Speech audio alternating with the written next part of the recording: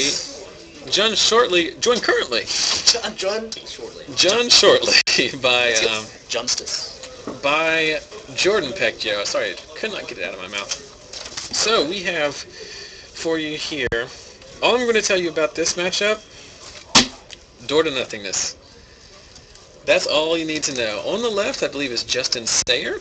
Justin is a local player, but he is off at college, so one of the few chances he gets to come back and play.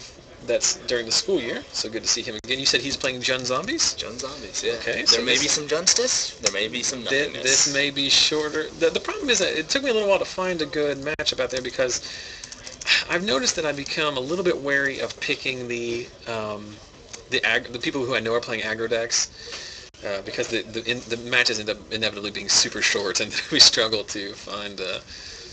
This is standard local. Yeah, we are playing standard here. Which 6-round FNM tournament. This is round 3. Justin 1-1, I believe.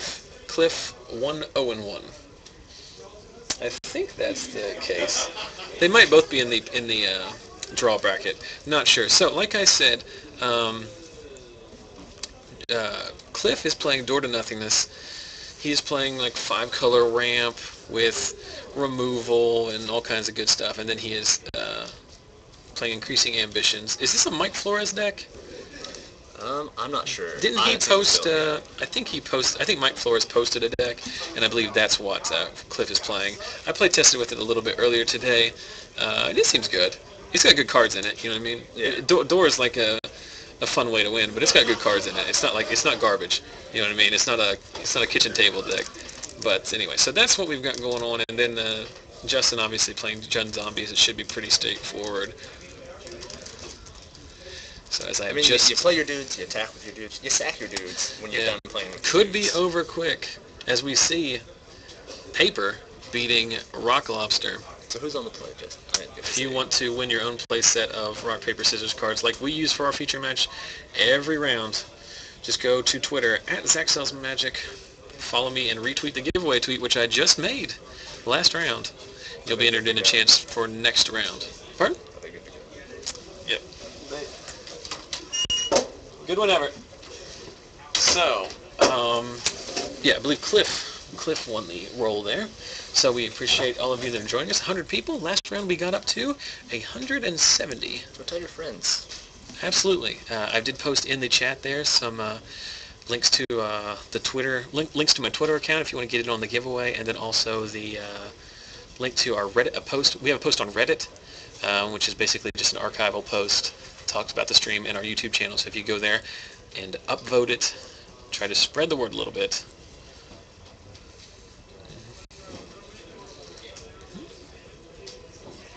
Anything I'm missing in the chat?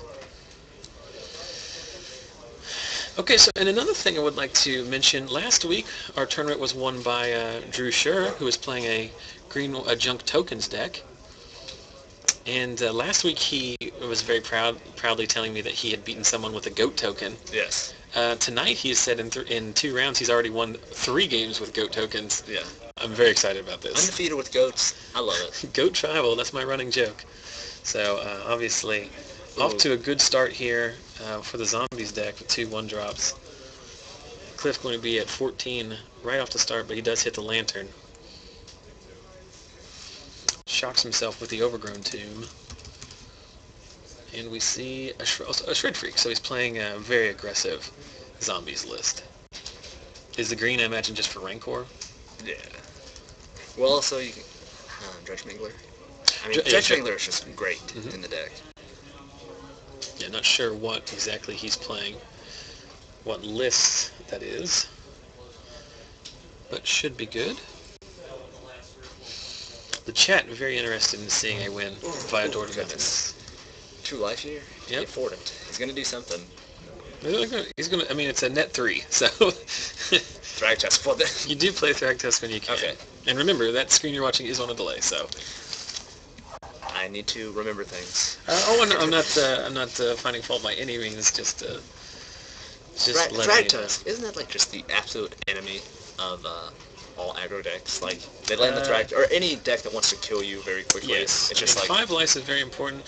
When they're paying 2 life to get into play, it's not very. Crippling Blight takes it out of combat, and he's going to eat 6 here. So drops it down to 9, likely dead on board next turn, assuming the Jund Zombies list is playing some burn spells. Well, let's see, what's his total mana count? Because I know he Good runs he runs Cyclonic Rift. I know that. Yeah. So he can do he's on 5 and passes back with no play. He's got something. Or he might just be dead. There's that. Drag Mangler. Restoration Angel. Blinking Thragtusk. Going back up to 11. Getting the dude. And eating the Drag Mangler, I would imagine. Well. And the Shred Freak. Well, he could eat a bunch of them, because he gets another beast after the Thragtusk blink. Get a beast, yeah. So he can eat Drag Mangler. Does he know he gets the beast? I think he forgot. Which is... Should be... It now becomes the question like every week where I tell him that they need to get the beast. Go ask him if he get the beast. No, he got it. Okay. Well, no, he's getting it from the Thragtusk death. He didn't... Did he kill 2 things? No. He blinked the Thragtusk. Yeah, but before blocks, you blink. You have 3 creatures to block. You block with all 3, prevent a bunch of damage. Thragtusk dies. Maybe your beast dies. Get a beast. No, he should get 2... He should have had 2 He should get 2 beasts. I think he missed a beast. It's very hard to keep track of, obviously. We're not out there. And as we have... This comes up every week. We try to keep track of what's going on out there for our commentary benefit, but I try not to interact with the match for fear of being wrong and for, to a certain point it's up to them to keep track of it. If there's some kind of egregious rules thing in terms of like someone trying to block with a Gravecrawler or something, that's pretty straightforward. I can figure that one out, but... Yeah, is the new trigger rule you have to announce triggers? You have to announce everything. Yeah, okay. And I know it is very convoluted and it is kind of murky and like new players are going to suffer from it, but it's the easiest way of enforcing triggers. Like if something triggers, it's your responsibility to know it. And and obviously at this FNM level, we don't enforce those kind of things in nearly that kind of detail, and I'm not trying to bring it up like this is some kind of the rules lawyering portion of the show, but... And I don't... No, okay, do you have to announce passive things that are just occurring, which is something to bring up in the chat? I think you just announce... It's up to Cliff to say, yes, I get a beast. Yeah. But again, like at the FNM level, like no one's going to care if you... Oh no, I know, I'm just... Yes. The only reason I ask is I don't know the distinctions of the new rule, which maybe these people are going to high-level events. They probably are, because they are probably much better than us, because literally everyone is better than us. So we do see a Supreme Verdict come down, or drawn by Cliff. The problem is the Supreme Verdict will not answer the Jaros Messenger, and he's ahead on board here. Ranger's Path. Ooh, 2 extra lands. And they're any color. Well, the thing is, now with the Angel and the Thragtusk and the Beast token, everything with 3 ass on it, and the Angel with 4 ass on it, he can profitably block all of Justin's creatures. So he's not behind by any means. And the fact that he's on 11 life, he's out of burn range. Justin has 3 cards in hand. Another Messenger. Ooh, that's rough. Messenger, obviously the best card in Justin's deck, the best card in the zombie deck, period. I'm not sure what Cliff has in his hand other than the Supreme Verdict. I'm not sure if he's running any Terminus effects.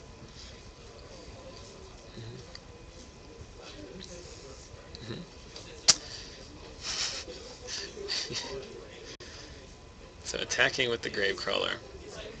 What else are you going to do with it, right? I mean, you can cast it again. But then Brimstone? No. No, okay.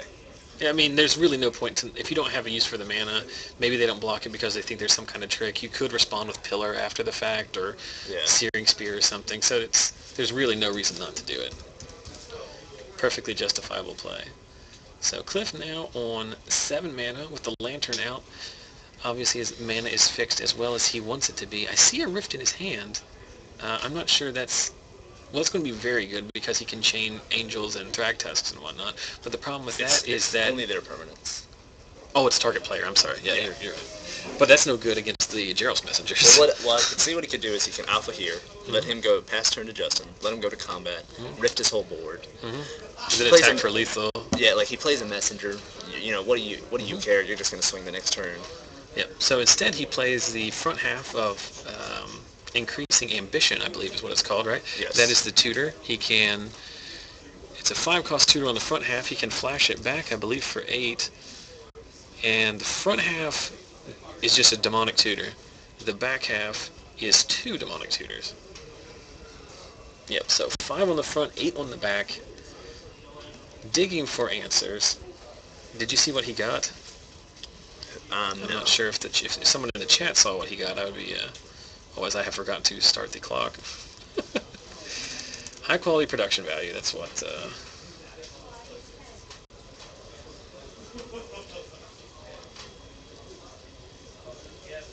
Well, how much is door to play? 5, and then 5 to play, and then 10 to activate.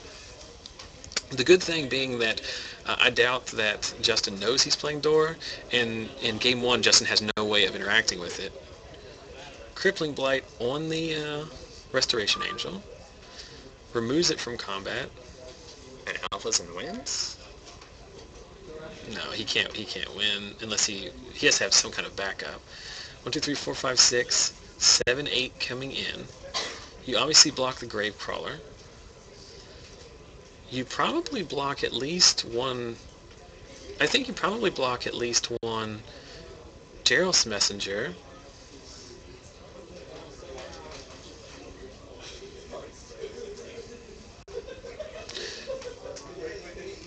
Three. Yeah, that's the next one he did. Yeah. 5, so he's a 4? Yeah.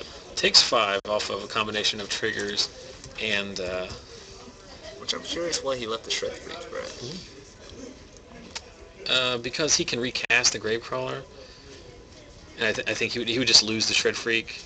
You wouldn't block the Gravecrawler if he attacked with the Shred Freak. Yeah, okay. Now he can... one thing he can do here is he can... if he Supreme Verdicts here, he takes 2 off the trigger, clears the board, gets a beast token, but he can also bounce one of his own creatures with Rift, then respond? I'm not sure. No, you can't rift your own. You can't. It's only you your can opponent's? only rift your opponent's stuff. So what he could do is go rift your blight or something like that, bounce it back to your hand, block, something like that, overload. Yeah, he's lining up for a alpha here, so he's going to clear the board. I mean, that is risky. Well, he can't not do it now because he's already committed to the attack. You know what I mean? Yeah. You can't attack and then... He's going to rift, is what he's going to do. And look at that, right to the battlefield. How does that make you feel, Zach? Well, he doesn't have any cards in his hand, so it doesn't matter.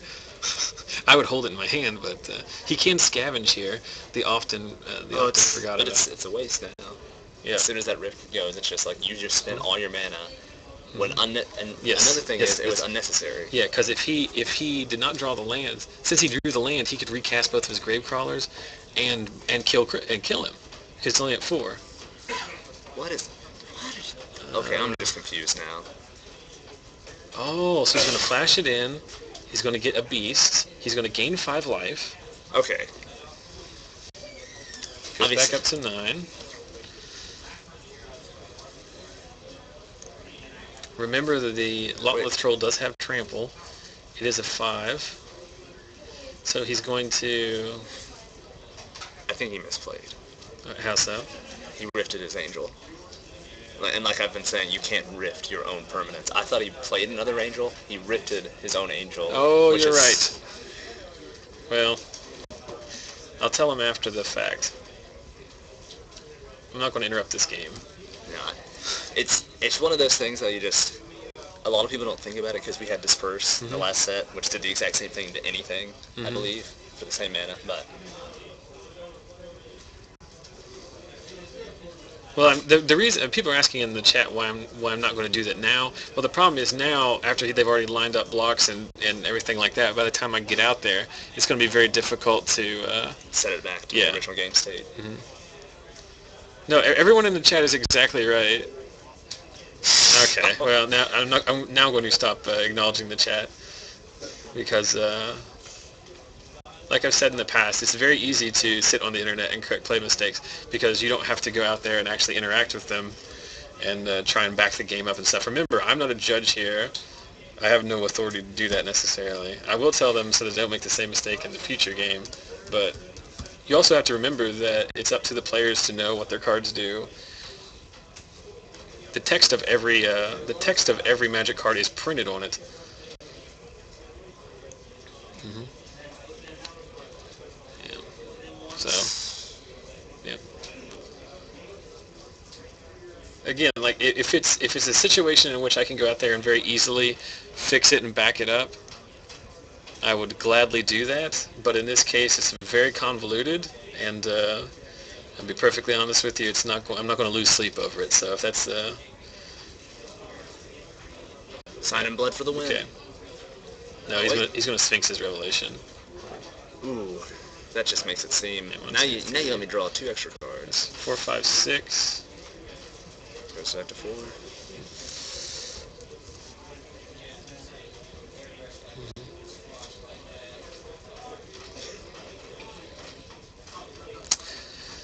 Well, the chat's not going to let it die, so I don't know what to tell them. If we lose viewers because of that, then so be it. I don't know what you want from me. Don't know what you want from me. This is a $5 tournament at the local card store in and I West understand Virginia. where you all are coming from, but like you said, it's very difficult to go out there and then say, well, bounce all this stuff back, and then they'll question us or whoever goes out there and talks to them. Well, I'll tell you this exact fact is that I have forgotten in the past to do. I've done that in the past. I've gone back and made stop game states and fixed problems that I thought existed, and didn't find out that they were not actual problems. That I was in fact making a mistake.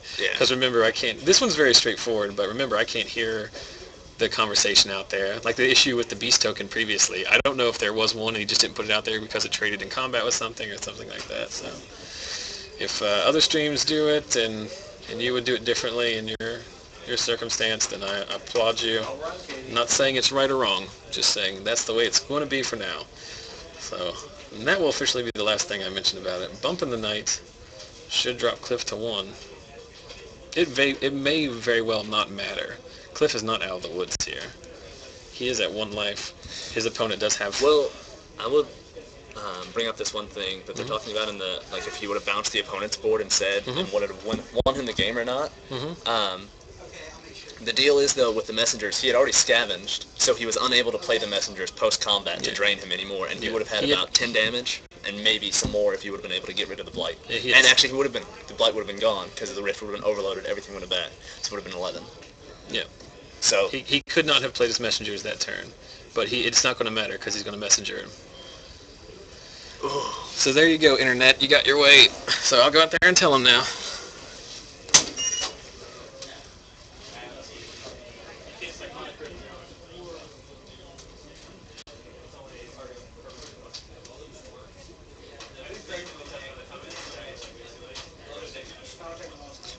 Justin took the win there with a messenger.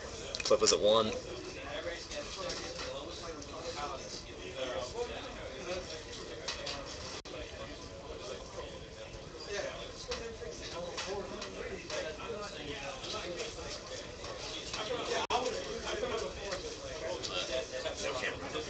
They can't see you guys, so if you want to look. Like, the camera's not on to us right now.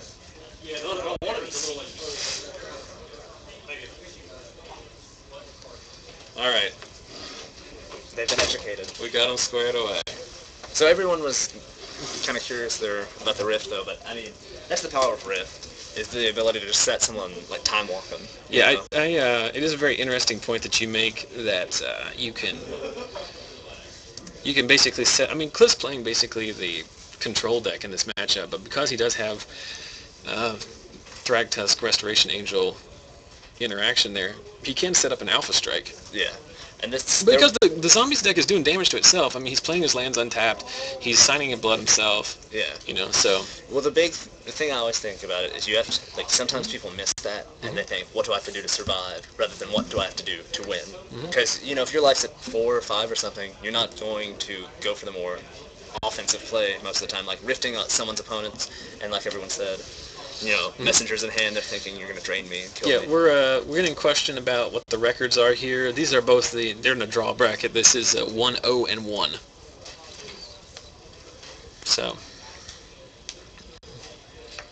I don't know. I don't understand why exactly I'm getting so upset that there are trolls on the internet. Like, isn't that like a God-given fact? Like, why should I all of a sudden now? Why should I care? I mean, I don't really care. It's not like I'm upset about it. I just don't understand why everyone else is so bothered about it. But it is what it is. I've never claimed to be an expert. It wouldn't be Magic if I won't play mistakes. But in all seriousness, for anyone who is just now, this is the first time they're watching our stream or anything, now that we have, now that we're not in the middle of a round necessarily to talk about, like I do try to correct mistakes when we see them.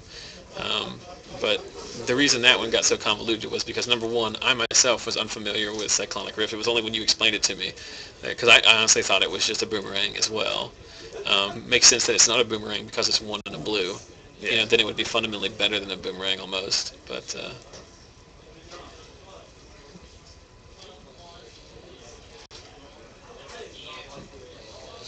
so this is interesting. So one of the gentlemen in the chat is the Nasty Nick. I've mentioned before, and I've actually posted a link on our Facebook page to the Tuesday Night Legacy South Florida Magic stream. Have you ever watched that? No. I watch it all the time, actually. Okay. But he was actually one of the players from down there. He actually commentated this week. So I've since tried to contact them on Twitter, and Nick, if you're listening, I tried to contact your Twitter account to try and get some graphics or something that I can jam up some advertisement. Who's that? Garrett. Oh. Yeah. There's clearly a cross-promotional opportunity there. I'm not sure who, not necessarily your Twitter, but the @SFL Magic Twitter, because, like I said, I watch it. I always tell people that when I ask them to follow us on Twitch so they can get the email notifications, that that's a service that I use because I would like to know when they are there. What's going on? From doing this? Yeah, that's pretty much it. Keep people from coming in the other door and making bull moose noises. As we are joined now by Garrett Meadows. Garrett, how are you doing tonight? 2-1. Just got stomped by green-white idiots. Probably not the name of the deck, but that's what I'm going to call it. Old stream regular D's Nuts in there asking if you could snuggle my beard. I did answer earlier. I'm going to pass on that for now, but when we get to April or May, maybe. So you have to do that in person. I mean, if he's a ways away, shave the beard off, give it to him. Are you sure you want to snuggle your beard against these nuts? I don't know. What I do want to do is talk about Game 2, which is currently underway. So Justin led with a turn 1 Diagraph Rule. I believe he missed his second land drop, and no. Garrett, Cliff was on the play, so turn 2 Lotleth Troll. Now that's a card I haven't, there was a lot of talk about it when the season was about to start for Standard, and then I felt like it just kind of died down. I mean, it's just at our store. No, it's very good in the Zombies deck, but the problem is that the Zombies deck was very heavily hated out. Yeah. While it was the format, the Zombies deck around States was the mono red deck of years to pass. That was the default aggro deck that everyone was playing after rotation, and now it doesn't really stand up well to the blue-white flash deck or the mono life gain. Or the American control decks. So Thragtusk Centaur healer decks. So there we see the power of Lotleth Troll, a Gravecrawler, discarded end of turn. So equivalent 3 power off of that 1 Gravecrawler. As Cliff lands a Borderland Ranger and fetches up a Swamp. No Battle of Wits. Getting a question if there's a Battle of Wits deck. No, but our Battle of Wits player is here tonight. He's in from law school. But like I said earlier, he is playing a real deck. He's playing Blue-Red Delver. All bullshit. 2 weeks ago, he was playing Primal Surge combo, and this week he's playing Blue-Red Delver. It's like the saddest thing in the world. No, is that really a real deck? Well, it's not like it. It's like tier 1.5, I guess, is the... It's coming from the guy that played Epic Experiment. Hey. To a game day top 8, he played Epic Experiment. Out of 8 players. It was literally an experiment. Did we see it? Did we see any of what Cliff sideboarded for this game? I do see a D-Sphere in his hand, great answer to the Gerald's Messenger, as well as a... I would imagine Severs. I know he needed bonus Severs, I think. That's very interesting. Would you have taken out the Lotla Troll, or would you have taken out the Gerald's Messenger? He has the Borderlands trade for his Messenger, and he might have a board wipe in hand. Yeah, so he might That's have... probably the plan. Open the door.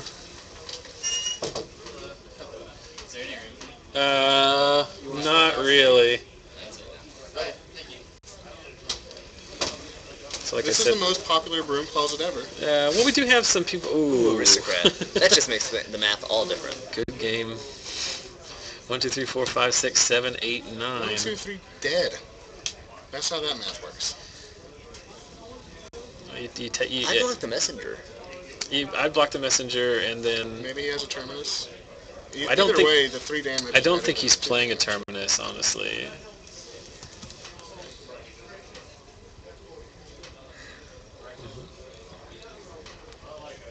He's not playing... Yeah, he's... He has a Thrag Tusk in his hand. Why is he not playing that? Rift. Like, Rift isn't any... I mean... I feel like that might be what he's playing. I'm not saying it's the right thing to do, but he might have it. I mean, he's in the World of Hurt anyway. It doesn't really matter. Now, you asked me, would I D-Sphere the Messenger? I D-Sphere the Aristocrat. To be honest with you. Yeah. Restoration Angel says, hey buddy, what's going on? And before blocks, it's going to get Victim of the Night. Ooh. I like the instant replay we got right here. Yeah, the chat's curious about why he didn't D-Sphere the Messenger. I'm similarly...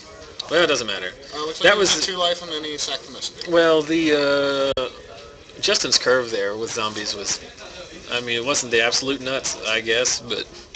Anytime you resolve both a Lotla Troll and a Falcon Wrath Aristocrat, you're doing pretty good. Well, don't forget the turn 3 Messenger. Seems good to me. Seems good to Justin. He moves on to 2-0-1 on tonight's 6-round standard tournament. Cliff dropping to 1-1-1. So I'll tell you what, we've got about 22 minutes left in the round. I'm going to take a quick break here. We're going to mute the audio, and I'm going to go out there and see if I can move another.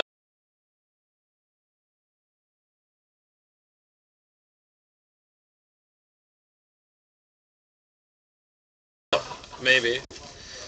I have my legs back. Yeah, okay. All right, everyone, we are back. So it's been a very weird... tournament because despite having like 20 pairings out there, I cannot for the life of me ever find another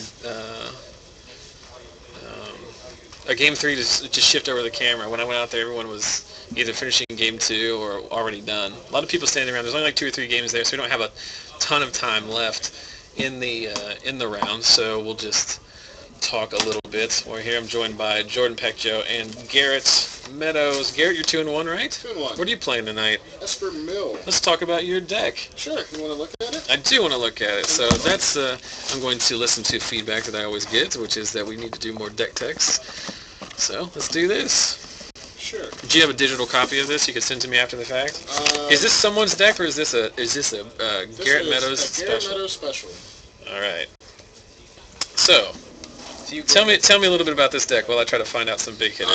Well, the big trick is you Psychic Spiral, large numbers, and then they can't draw another card, and that usually means that you win the game. Are you playing 1 Psychic Spiral? I'm playing 1 Psychic Spiral. Okay, and for those of you not familiar with Psychic Spiral, a new card from Return to Ravnica, which basically says you shuffle your graveyard back into your deck, and your opponent mills that many cards that you shuffled back in. So that is one of your main win conditions. So the deck is packed with removal, Hot Scour, Forbidden Alchemy, Sphinx of Uthun, and you just fill up your graveyard. Like, it's usually about... So removal, obviously you've got Terminus here. Is there any other sweeper type effects or removal? In the sideboard there's 2 Supreme Verdicts, okay. 1 Sever the Bloodline. You're playing some counter magic here. I see a Dissipate. 2 Dissipates. 2 Dissipates main, and then some negates on the side. You're playing some of the usual suspects. You're playing Snapcaster, which is obviously, you're not playing so much for a win condition as you are just for the utility, right? For the utility, and you run Thought Scour, so you have the chance of milling your Psychic Spiral. Okay, sure. Be able to get it back. You're playing, what's, this card obviously, with Adam Prozac streaming and testing Blue-White Flash so much, Sphinx's Revelation really taking off, so, obviously, yeah, we saw that. We saw Cliff was playing that in the Door to Nothingness deck. Gaining life, drawing a billion cards, obviously always good. And a lot of people are playing Rakdos Return, and it's kind of it's a very good. Obviously, the counter. Oh, you're playing a Tribute to Hunger. Yeah, the Tribute and the Sphinx's Revelation are great ways to stabilize. Like, you don't really do anything turns 1 through 3 unless you hit a Miracle Terminus. So the life gain is really big. People, what were you talking about? Postboard. What do you do against Rest in Peace?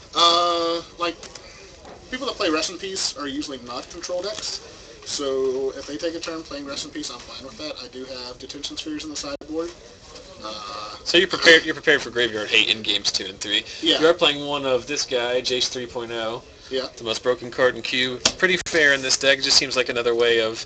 Are you always milling them, or do you mill yourself for value sometimes? I mill myself until I Psychic Spiral. Like, after the first Psychic Spiral, everything turns on them because they usually have less than 10 cards left in their library. Playing a couple of big cards here you didn't mention already. The Sphinx of Uthun, which I guess this is you have Unburial Rights. Yeah, 1 Unburial Rights for me. So this is basically your combo package here of a couple of Sphinx of Uthun and an Unburial Rights. That basically is just for value. I guess you could win the game like that. I guess it's good against... You have Lingering Souls, you have Staff Home and Sphinx of Uthun. So let's say they do play a mid-game Rest in Peace, and you're just dead in the water, graveyard-wise. You can just turn around and board wipe Sphinx, start the campaign, because Sphinx does have evasion, does have flying. Sure. Playing a couple Ghost Quarters, playing Thought Scours, obviously mill for value. A couple play some Forbidden Alchemies. Now let's talk about the most interesting card in this deck. Boom. You're playing the full suite of Deranged Assistants. They went up to 4 about 10 minutes before we started. Okay, so let's tell me about that bad boy. He is 2 mana Accelerant. Only adds colorless mana, unfortunately. Right. So whenever you activate him, you mill 1. And you can only mill 1 if you can't target them. So even whenever you don't need mana acceleration, he's obviously just a +1 mill. And that turns out to be great. It was an Azorius keyword beforehand, and I have no idea why, because he is so much better. Sure. So, pretty interesting deck. You're 2-1, you said? 2-1. I've lost to Green-White. Mid-range? Aggro. Very aggro. Stronger guy, Silver Blade Paladin. Okay, so you're going to... I mean, that's obviously your worst matchup, is the aggressive decks. Right. Like Even if I Terminus, they get their Rancor back, they get a 3/3 from the Drake Dusk. Okay. And what have you beaten tonight? I have beaten Reanimator, like 4-color Reanimator, I think. And Brian Berger playing... What's he playing tonight? 3-color aggro. He's playing Grixis. Grixis aggro? No, like Grixis mid-range. Okay. And he had Olivia and Vampire Nighthawks. Okay, so Grixis good stuff. The Berger clan likes their good stuff decks. Obviously, Megan Berger playing Golgari. I do want to go... Do you have a question for him real quick? Yeah, I was just going to say Reanimator. That's an amazing matchup for you, isn't it? Because they're just pitching their stuff already. Yeah, I got in game 1 because he went through like 3 mulches and a couple Grizzly Salvages, and it was just like, okay, so I could spell for like 28, and he had exactly 28.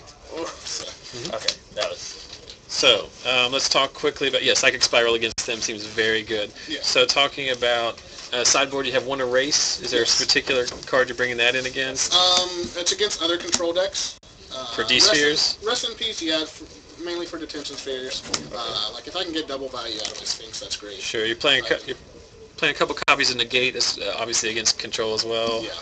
Like, counter war. Like the Miracles deck doesn't run Snapcaster, so the negate is good enough. Or the tension spheres you have 3 on the board, they come in against everything? They come in against control. Like, I don't have a way to deal with Planeswalkers. And they come in against zombies, I would think, too, right? Not necessarily. Answer's Gravecrawler. Oh, you play Terminus. I run 4 Terminus. Another Jason the board? Yes. For like the band control matchup, for anytime, like... Your sideboard seems very control-oriented. Yes. You have 2 Appetite for Brains. What are you mostly trying to hit here? Planeswalkers? Like, it's for the Reanimator deck. Okay. Like I said, Threat Tusk is a hard card for me to beat. So you're obviously going to deal with it on the back half when they reanimate it, but... Either by counter spells or by Appetite. 2 Supreme Verdict seems pretty self-explanatory. 1 Sever the Bloodline, good against tokens, good against everything. Yep. Very Trick good. your angels. And then 1 Tribute to Hunger. Obviously good. That's only 13 cards. Yes, so now let's talk about the 2 cards that I've obviously set aside.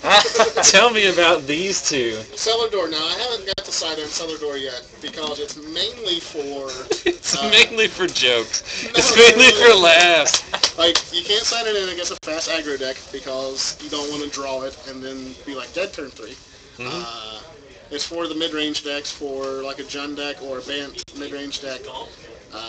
For whenever you resolve a Terminus, you're not just dead to their beast token still. You're not just dead to, whatever they have to follow it up with. Now you can, because you Terminus, other creatures are on the bottom of the library. So right. Door, and obviously I'm, one thing I reiterate every time we do the stream is like, I personally, I make no claims to being good at this game, and obviously we are not necessarily at the tipping point of Magic deck building. But I don't like everybody's mind though. But what I was going to say is, like, I'm not suggesting that this is bad. It's just if you had given me literally 1,000 guesses to guess what the other 2 cards on your sideboard were, I never would have said Cellar Door. In fact, I had to look it up. I wasn't sure exactly what it did. I'm very happy to see that the card's being played at all. It's just so awesome. Flavor-tastic. Seems pretty fun. So you're 2-1, obviously doing something right. You don't beat the Reanimator deck just by complete luck. So obviously it has a pretty good matchup. Someone was asking in the chat, have we announced the winner of our Facebook giveaway? The answer to that question is no. We're giving away 1 Facebook to the first 100 callers. Also a bridge. Yeah. So every week we've been, for the last 4 weeks, starting at the CharCon, the Star City Games Invitational Qualifier, we did a CharCon, which is our local gaming convention, about a month ago. This is the 4th week. We are giving away a foil promo Restoration Angel. So this is the last week, but that's through our Facebook page, facebook.com/ZachSellsMagic, or you go to ZachSellsMagic.com. It will redirect you there. This week, 51 people participated, which is pretty crazy. We decided you cannot do it on your phone. We need Random.org. Random.org, exactly, from our previous. We got a previous mention there from one of our faithful viewers. So we are going to pull up the random.org, which is the. It's either actually it could be the best troll ever, if it's. It's just random shit. It's just random. Well, no, so we see a random number generator there. So we are going to 51, right? And it's true random numbers. These are not fake random numbers. So right before we do the drawing, how do you get entered for this? Right after this round is over, I'll post on our Facebook page. Like I said, I'll mention it again. It's facebook.com/ZachSellsMagic, or go to ZachSellsMagic.com. It will redirect you there. What? You need something? You need him? If you go to that's why the door is locked. Sorry. I don't understand what people think is going on in here. But so anyway, you go to our Facebook page right after this round, right after the 3rd round of every week. I'll make a post on there. The key is you go to the page, you like the page first, and then you comment or like on the post. That helps spread the word for us, and then that's when we give out our bigger ticket items. This week we're drawing for the last Restoration Angel. Next week it's going to be 2 copies of the promo Cathedral of War. It's playable. I mean, it's played in Infect. It's better than nothing. Not nearly as cool as Restoration Angel, I know, but there are only so many of those in the store's prize support box. So, random.org, we will generate a number 1 through 51 and figure out who wins this bad boy. 48. Can you confirm that it's 48? It says 32 right there, but I'll say it's 48. 48 is Chris Harless. He actually plays here at the store. He might be watching on the stream, but he is not here tonight. But congratulations to him. He wins the Restoration Angel. If you want to win any of our Facebook giveaways, like I said, check out the Facebook page after we That's Jordan. After the round is over. So congratulations to him. Best of luck to everyone else. Who got it? Chris Harless won. So congratulations to him. Congrats, Chris. Congratulations to everyone else for, I don't know, just existing. What else do we want to talk about? We got about 6 minutes left in the Modern round. at FNM. I want to talk Modern about and FNM. We've already talked about it. You were here earlier.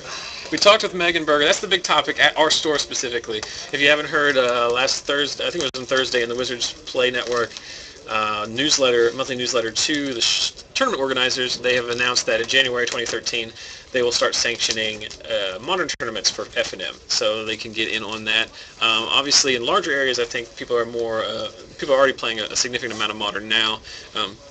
With the Pro Tour and the Grand Prix just having finished, that is something that a lot of people are doing in a lot of bigger areas. Here, currently, no one is playing modern. There's interest in modern, but it's not something that we have gotten into.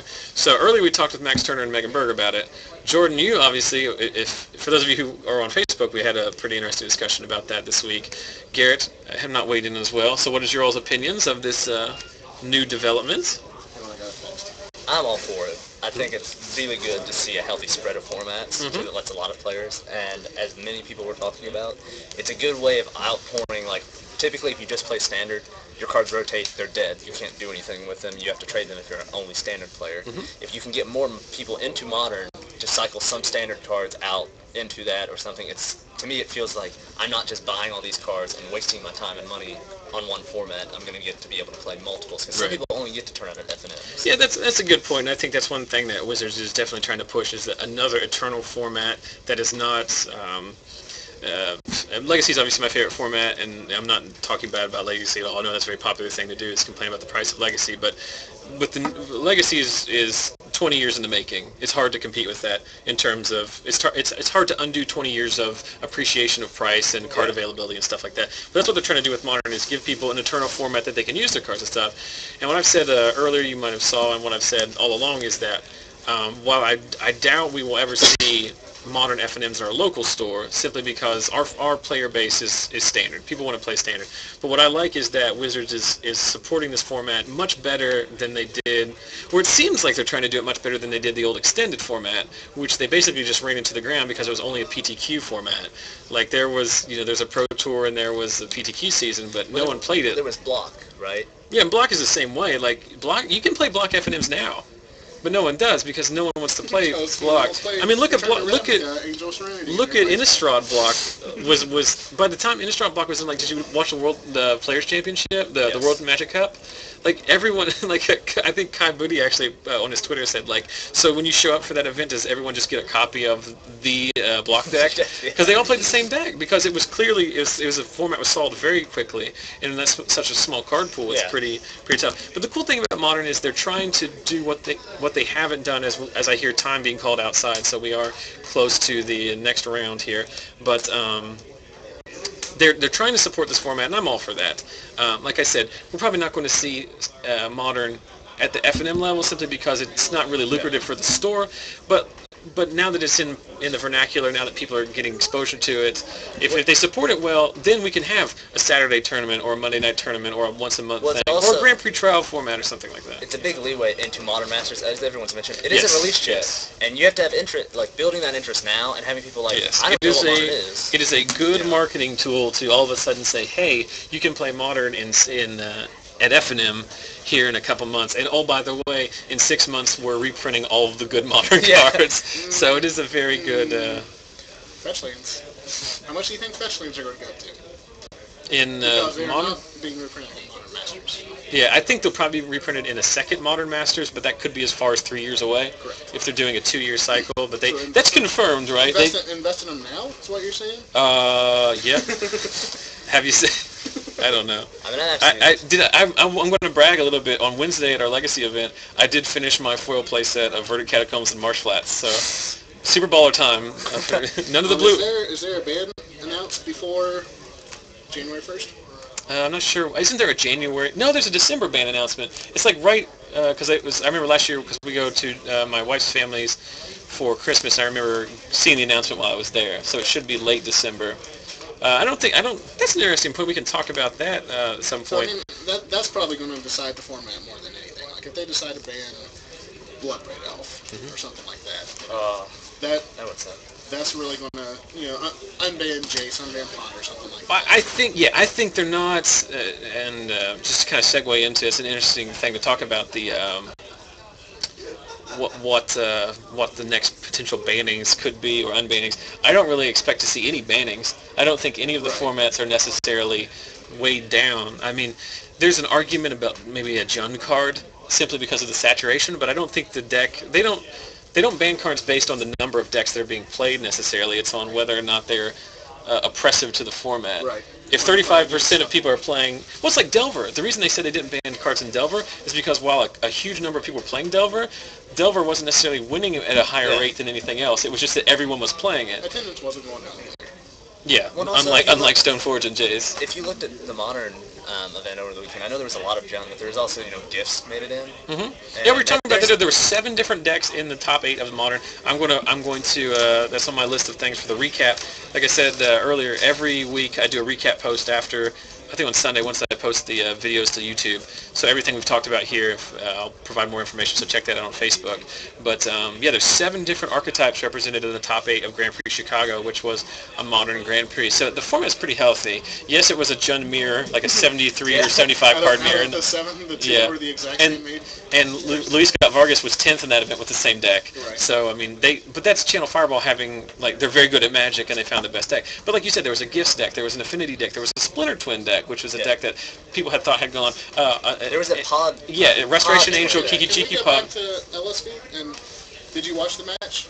The winning in for him? Yeah, where he asked for the Did you see draw? the desperation in his eyes? I wouldn't call it desperation. Everyone calling him a dick. Literally seconds after that, which is totally unfair. Which is like just saying, I've never been to a big tournament before.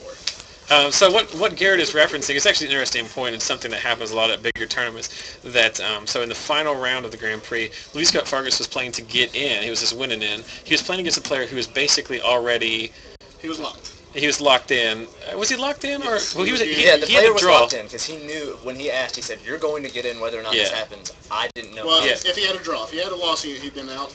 But with the extra point, he was. Yeah, but Luis Scott Vargas couldn't, or I'll just call him LSV. But I mean, he couldn't draw in because he might not have made it on tiebreakers. Right. But he wasn't. But if he won, he was guaranteed. If he drew, possibly. Yeah. So basically, they played the game out, and it went to 3 games. At the end of the 3rd game, when the player swung in for lethal, Luis asked if he could get a draw. Puppy. No, he just violin started playing in the background. But this is not like this is just it's one of those things where you say where it's like it's not that's not uncommon at a large event in that situation because like it's mathematically correct for him to play the game because he wants to win. It's also mathematically correct for him to ask for the draw because it's the best chance he has. Yeah. Now the person is well within his rights to say no, and you saw him and he's kind of the kid took a long time. No, he didn't pressure him. He explained it. He said you're guaranteed to get in. I don't standing down too. Yeah, but I mean, I don't. I've heard a lot of stories about people bullying and stuff, and it's never come from those guys. Right. It's the I don't want to mention who it is necessarily, but I mean, but it's not something that has followed them around. But I mean, it's something that has at big tournaments. He wants to win 2-0 so he can make it in to the finals guaranteed. But when he can't do that, it's the most strategic thing. And when the kid thought about it for a long time and decided not to do it because that way he'll finish first and he'll get to choose player draw for the whole top 8, which is a huge thing. So but then LSV just got up and moved on. Like I mean, he's it's after he kicked a chair and punched a small baby. Yeah. None of this nothing.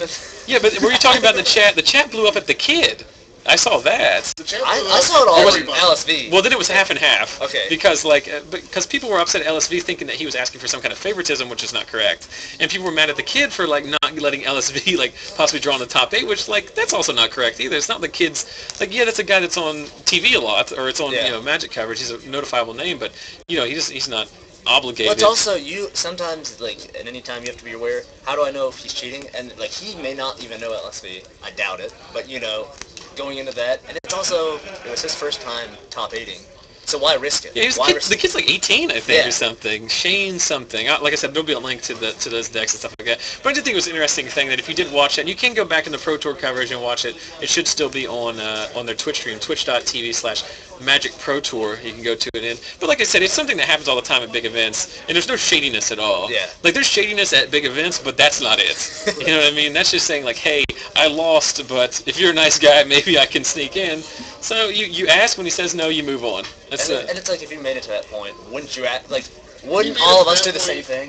Wouldn't you want to be best friends with LSD for life? The kid would... Be like, you owe me one. I mean, if the roles were switched, the kid, I mean, the kid would have asked. I mean, like, you know... Or he would have been too scared. He would have been like, LSD, can't do this. Peace. I'm out. Mm-hmm. Right. Yeah. So it was just an interesting interaction.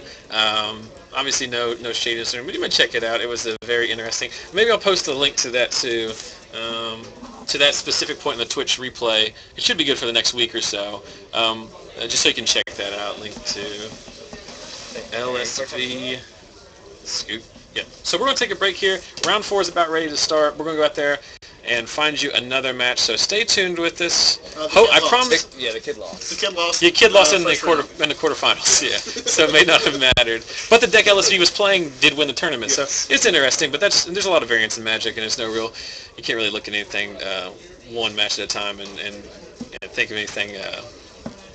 Things play out over the long term. But anyway, we're going to take a break. I promise we will try our best to correct any rules violations with better aplomb. We will swing the band hammer on people. Yeah. So, Garrett, best of luck to you in round 4. Thank you. We're going to take a break. Audio will go down. We will be